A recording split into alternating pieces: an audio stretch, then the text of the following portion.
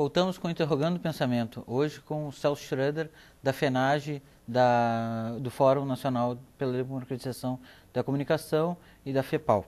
Schroeder, antes eu havia te perguntado quais as consequências da extinção da lei de imprensa e as consequências também da não mais exigência do diploma universitário para exercer a função de jornalista. Antes de falar das consequências, eu quero falar da causa, ou seja, a causa que levou ao fim da lei de imprensa e da lei regulatória dos jornalistas, que obrigava os jornalistas brasileiros a cursar fazer um curso de terceiro grau, foi a mesma que impede a regulação, é a mesma que impede qualquer tentativa de atribuir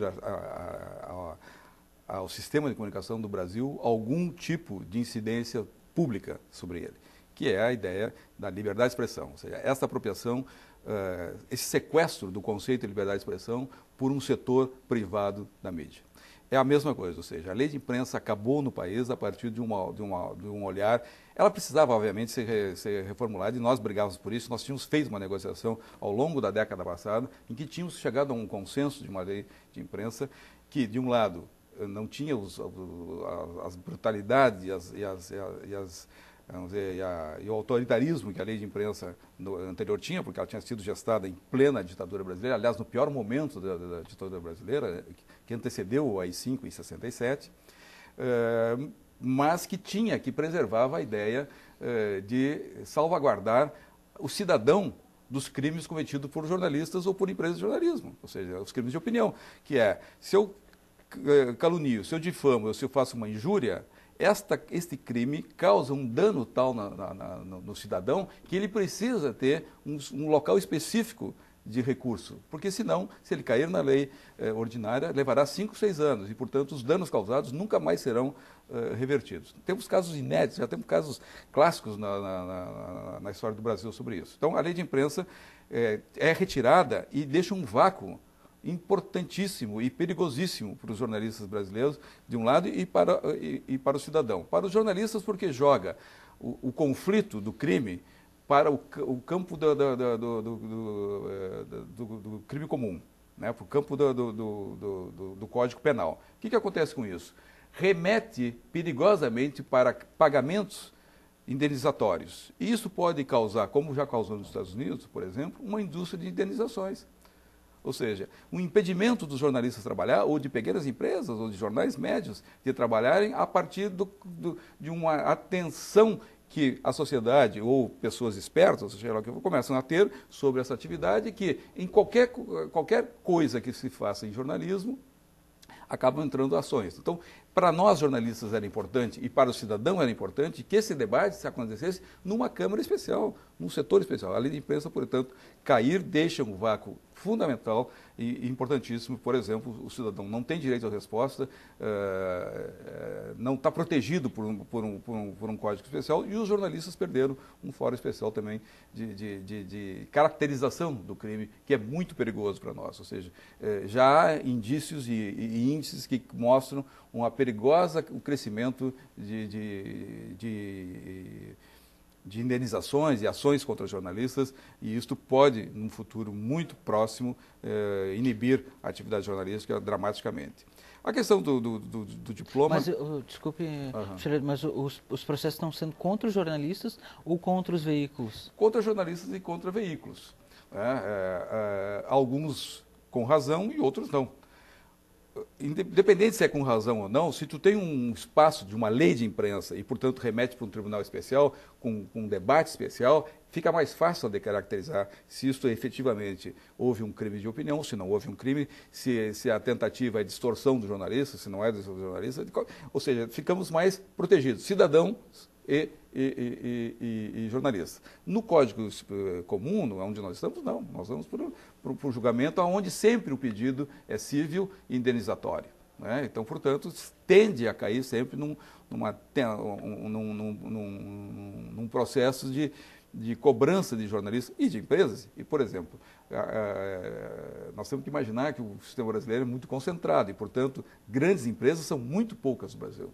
O que nós temos é uma enorme quantidade e um serviço importantíssimo de jornais e rádios de interior, de jornalistas independentes, jornalistas freelancers e tal, e que acabam ficando tolhidos, ficam pressionados por essa ausência de uma lei de imprensa. Para nós é fundamental e nós estamos fazendo um esforço para que essa retorne uma lei de imprensa democrática e que supra esse espaço. A questão do diploma é a mesma coisa, ou seja, a origem é a mesma. A partir de uma denúncia da Folha de São Paulo, de uma ação da Folha de São Paulo, amparada na ANJ, Associação Nacional de Jornais, e depois apoiado pela ABERT, Associação Brasileira de Rádio e Televisão, ou seja, as empresas de comunicação do Brasil, elas compreenderam, e queriam isso há muito tempo, retirar a obrigatoriedade do diploma. Do meu ponto de vista, por duas razões. Uma razão absolutamente medíocre, que é de rebaixar salários dos jornalistas. Ou seja, transformar jornalistas que hoje são profissionais de terceiro grau em profissionais de segundo ou até sem graus nenhum. Por exemplo, agora... Cujos salários não... são muito baixos muito ainda. Baixos, muito né? baixos ainda. Ou seja, é de rebaixar salário. Portanto, é de uma absoluta Para mediocridade. precarizar mesmo. Precarizar, eu não tenho dúvida. E isso eu tenho denunciado, dizer, esta ação, esse viés medíocre precisa ser compreendido pela sociedade brasileira. Porque, ao contrário do que as empresas cantam em prosa e verso, elas não estão apostando na qualidade de seus produtos. Elas estão apostando na não qualidade. E na aposta que, como são únicas, porque são monopólios, venderão seus produtos de qualquer maneira. Bem, esse viés medíocre eu acho que é preciso orientar. O outro é um viés mais perigoso ainda, que é um viés obscurantista, que é um viés que não acredita no conhecimento, não acredita e não aposta na possibilidade da sociedade crescer e se civilizar a partir do conhecimento aprendido e transmitido. E isso é perigoso. Ou seja, ao denunciar os cursos e retirar do jornalismo brasileiro a formação acadêmica, ela apostou no não conhecimento, numa volta perigosa ao período anterior ao iluminismo, anterior ao surgimento das universidades e das academias, ou seja, na compreensão que é possível e é melhor para a sociedade se eu tenho alguém que aprende da forma prática, ou seja, pela tentativa de acerto e erro, ou seja, ignorando essa conquista humana que foi a partir do período das trevas da Idade Média brasileira, do mundial da humanidade, a gente conseguir elevar-se desse pantanal que foi a Idade Média do ponto de vista do conhecimento, a partir da sistematização do conhecimento. Então, esse obscurantismo, do meu ponto de vista, é muito perigoso e ele revela-se, não só nesse momento, ele revela-se numa sistemática denúncia e desprezo das empresas de comunicação em relação à academia. Ao contrário, de novo, vamos me valer do exemplo norte-americano e não do exemplo norte-coreano ou chinês, nos Estados Unidos há uma tradição de mecenato, há uma tradição de empresários bem-sucedidos que fizeram seus cursos universitários, quando saem das universidades e transformam-se em capitalistas bem-sucedidos, investirem em pesquisa na universidade, porque eles sabem que os seus negócios melhorarão a partir do conhecimento desenvolvido na universidade. No Brasil, não só isso não acontece, como é combatido a possibilidade do ensino e do aprendizado acontecer. Então, me parece, a partir de uma lógica, de novo, né, da apropriação da expressão da liberdade de expressão, criou-se um mal muito grande. Felizmente para nós todos, a partir de uma movimentação que a FENAGE fez, que os sindicatos fizeram, mas que batia num vazio na medida que esse debate não era público, que não era motivo de... Esse é um outro problema, ou seja, a comunicação nunca é assunto da comunicação, a não ser nesses espaços não privados que nós usufruímos, como agora aqui nesse programa. Esse debate só conseguiu chegar em alguns locais, nós não conseguimos fazer esse debate se transformar em público. Quando houve a decisão do ministro Gilmar Mendes, da presidente do Supremo, que foi de uma estupidez e de um autoritarismo gritante, ou seja, grosseira a maneira que foi feito, isso despertou na opinião pública uma reação muito grande. Primeiro, inclusive em alguns jornalistas que eram contrários, por exemplo, o Alberto Dines, historicamente contrário ao diploma, posicionou-se imediatamente favorável, porque ele disse, a posição do Gilmar Mendes, ele compreendeu que a posição do Gilmar Mendes, menos do que uma posição jurídica, atendia interesses muito específicos, interesses muito claros que estão nesse setor que é contra o diploma, que é contra qualquer tipo de regulamentação, que são as grandes empresas da comunicação brasileira. Isso mudou a posição desses setores e a opinião pública reagiu muito prontamente. As universidades foram fundamentais a participação das universidades. Os estudantes de comunicação, inclusive contrariando uma posição histórica da sua organização, que é contra, por alguma razão é contra o diploma, os estudantes posicionaram-se muito frontalmente, foram a Brasília, e isso foi importantíssimo para que o parlamento brasileiro assumisse aquilo que era o seu direito, de fazer esse debate. Se efetivamente o diploma brasileiro está impedindo a liberdade de expressão no Brasil, porque esse é o argumento do Gilmar Mendes, então esse debate não tem que ser feito no judiciário. Né? Ou seja, o judiciário fez de uma maneira extemporânea e imprópria. Aliás, própria nesse momento do judiciário, que acabou sendo o local da elite brasileira, o local do conservadorismo brasileiro, que perdeu espaço no executivo brasileiro, nas instâncias dos legislativos em todo o país, refugiou-se no STF, e o STF passou a ser o seu local de combate. Então, esse local, esse setor conservador por excelência, foi questionado e foi enfrentado no parlamento brasileiro com 2 projetos de leis, duas mudanças constitucionais, 2 PECs, que são projetos de emendas constitucionais, uma no Senado e uma na Câmara dos Deputados, que estão para ser votadas agora. Inclusive, os ministros muitas vezes se expressaram pela imprensa e não nos autos dos processos. Né? Schroeder, é o seguinte, no livro A Regra do Jogo, do Cláudio Abramo, ele comenta que os jornalistas são uma classe muito desunida. Faltou união dos jornalistas na implantação do conselho profissional ou foi pressão dos patrões mesmo que impediu o projeto ir adiante? Eu acho que foram 2 coisas. Eu acho que os jornalistas, vamos dizer assim, a base dos jornalistas, né, ou seja, os jornalistas que estão na base das redações, não os jornalistas, e eu não tenho nada, obviamente, contra os jornalistas, porque eu também tinha, de alguma maneira, quando eu estava na redação, eu tinha uma dimensão pública, eu era chargista e tal. Eu estou falando do jornalista anônimo, que aparece o seu nome talvez na assinatura da matéria, enfim. Esse jornalista tem se manifestado há muitas décadas a favor do diploma e a favor do conselho. Eu, inclusive, era contra o conselho durante muitos anos.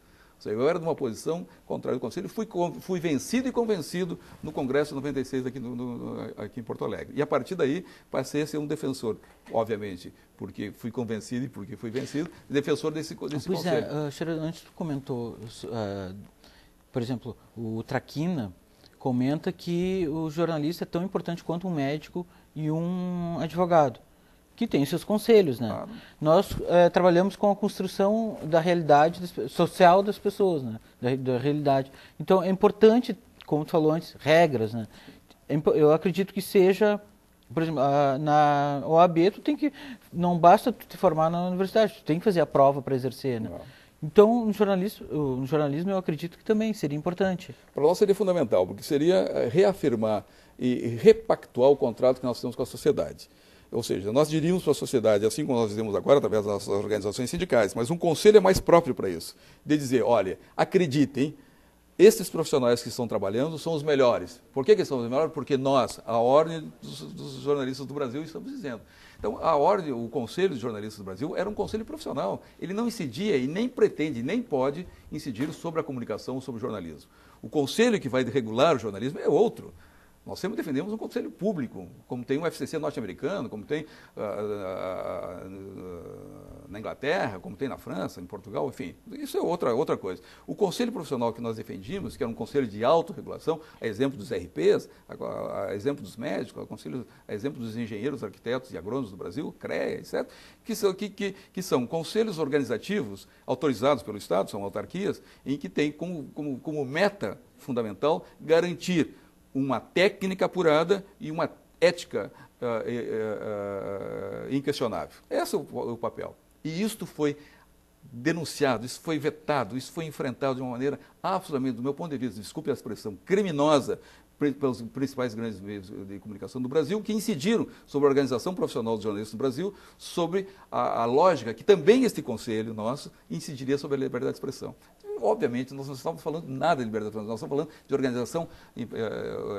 organização profissional. E por que fizeram isso? De novo, pelos 2 motivos.